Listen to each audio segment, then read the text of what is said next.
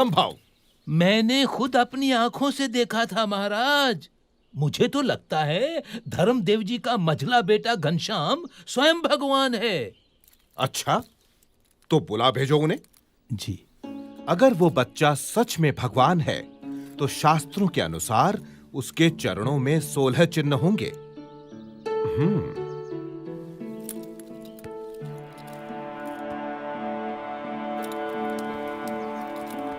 प्रणाम महाराज।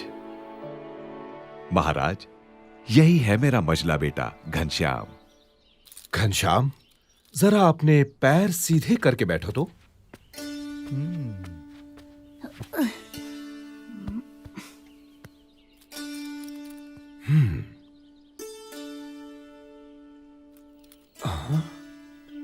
दाहिने पैर में अष्टकोण, ऊर्ध्व रेखा, स्वस्तिक, जामुन, जव, अंकुश, केतु और पद्म। बाएं पैर में त्रिकोण, कलश, गोपद, धनुष, मीन, अर्धचंद्र और व्योम। यानी भगवान के 16 चिन्ह विद्यमान हैं। दोनों पैरों में ऊर्ध्व रेखा अंगूठे और तर्जनी के बीच से पौ के तलवे की ओर जाती दिखाई दे रही है। अरे अरे, ये तो साक्षात भगवान के चरण हैं। घनश्याम की जय हो। जय हो घनश्याम की।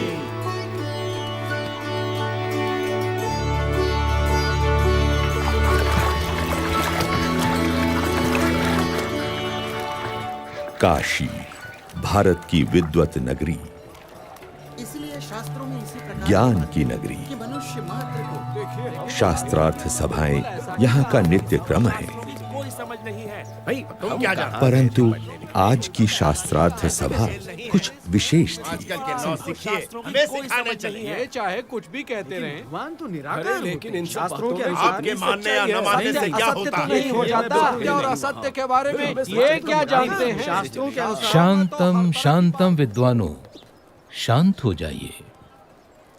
आप सब प्रकांड विद्वानों से मैं काशी का राज पंडित विनती करता हूं कि इस गहन चर्चा को हम यहीं छोड़ दें। ऐसे कैसे हो सकता? लेकिन क्यों?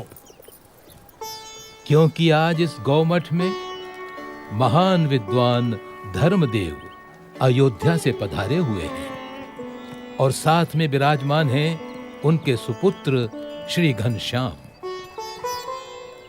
श्री घनश्याम की विशेषता यह है कि मात्र 10 साल की उम्र में वेद, उपनिषद आदि सभी शास्त्रों का अध्ययन उन्होंने पूर्ण कर लिया है। अरे अद्भुतम, अद्भुतम। इतना ही नहीं, अपनी तीक्ष्ण बुद्धि से घनश्याम ने सभी शास्त्रों का सार तत्व भी निकाल लिया है। अरे, इतनी छोटी सी उम्र में इतनी विद्वता, ये तो कोई असाधारण बालक है। ये तो बिल्कुल असंभव है।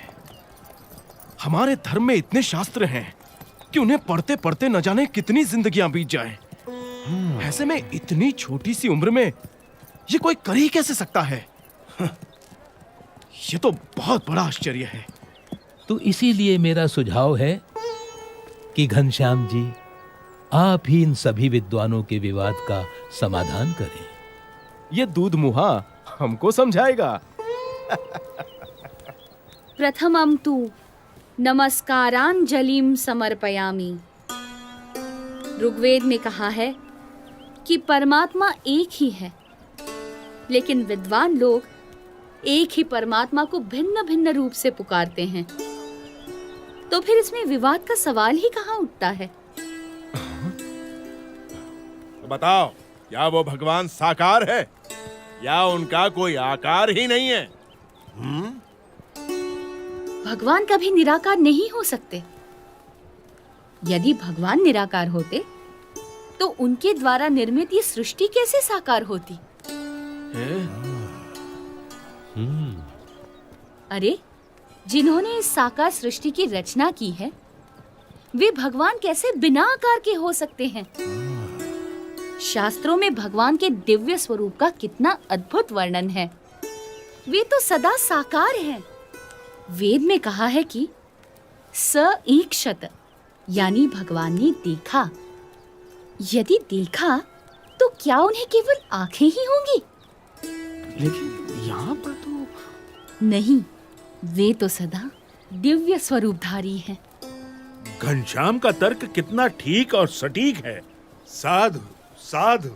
ये तो कोई विद्वान है या फिर स्वयं भगवान। अभिनंदन, धन्य प्रभु। साधु साधु।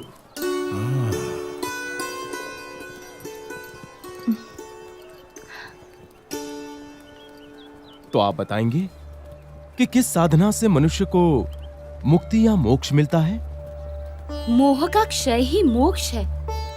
इसके लिए जिन्हें मोह ना हो, ऐसे महान सच्चे ब्रह्म स्वरूप संत का सत्संग करना चाहिए। ऐसे संत के सत्संग से ब्रह्मरूप होकर परम ब्रह्म की भक्ति करके ही मनुष्य मोक्ष प्राप्त करता है। उपनिषद में कहा है, ब्रह्म विदाप्नोति परम।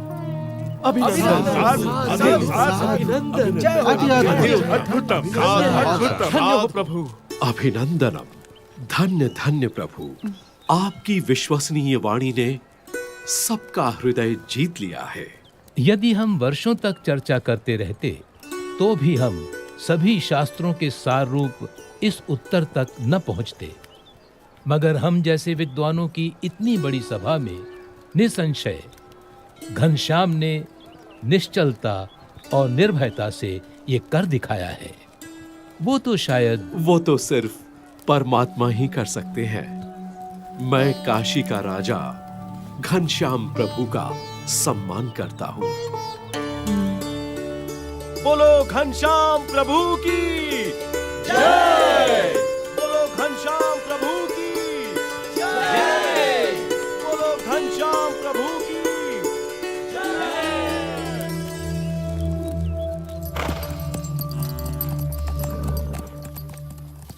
भक्ति देवी का स्वास्थ्य दिन प्रतिदिन गंभीर होता जा रहा था।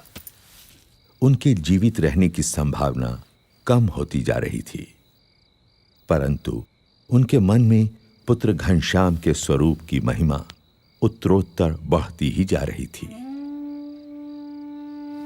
घनश्याम, हाँ माँ। तुम मेरी कोख से जन्मे, परंतु मैं तुम्हें कभी भी यथार्थ नहीं समझ पाई। फिर भी मुझे इतना विश्वास जरूर है कि मुझे तुम्हारे रूप में साक्षात भगवान मिल चुके हैं। लेकिन अब मुझे सिर्फ इतना ही समझाओ कि किसी अन्य मुमुक्षु को सदा के लिए भगवान से भेंट करनी हो तो वो कैसे संभव है?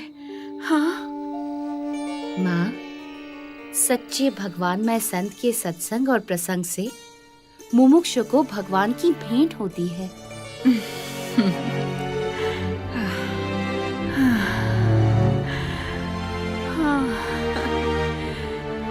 घनश्याम,